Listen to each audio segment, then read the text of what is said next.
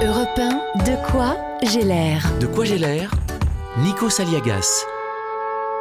Vous êtes sur scène en ce moment et on dit que quand il y a la crise, quand les gens n'ont pas de sous, les casinos sont pleins et les spectacles marchent bien. Vous l'avez déjà présenté, ce spectacle. Je vous ai vu dans d'autres théâtres. Oui. Est-ce que vous aviez justement cette sensation du besoin des gens de rire parce que justement le quotidien est sombre? Oui, ça c'est clair et net. On l'entend partout. Là, je suis en tournée en province. On l'entend. Ils disent on a besoin de rire, s'il vous plaît. C'est bien, continuez à nous faire rire. Les gens ont besoin de décrocher, de sortir du mental et de dire voilà, j'ai envie de. Il faut laisser la place aux émotions et non. Faire du bien aux âmes, Oui. ça aussi c'est une responsabilité de l'artiste.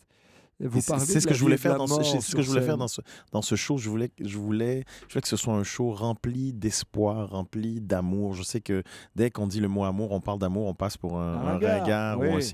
Mais c'est ça qui m'attriste.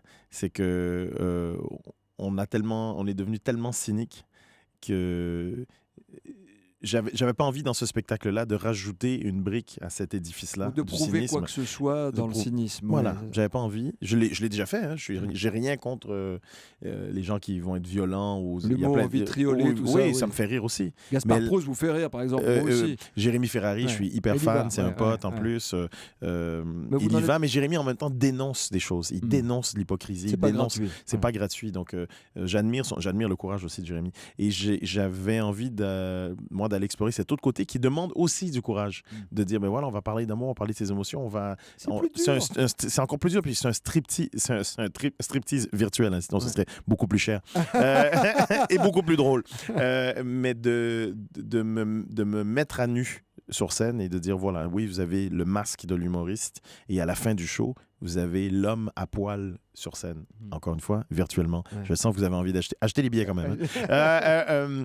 Et virtuellement, mais en disant voilà, je veux dans ce spectacle-là que tout le monde sorte en se sentant bien puis en ayant un peu plus de foi en l'être humain, en l'humanité. En la bonté aussi. Parce qu'on met toujours l'emphase, que ce soit au JT ou sur les drames. Sur le drame. Et on a l'impression à la fin de la journée, quand on regarde, si on ne fait que regarder les news, on est tous pourris. C'est faux. L'être humain, pour moi, je reste encore convaincu, pour moi, l'être humain est fondamentalement bon. Sinon, ce serait tous en train de se tirer dessus dans la rue. De quoi j'ai l'air? De quoi j'ai l'air sur Europe 1.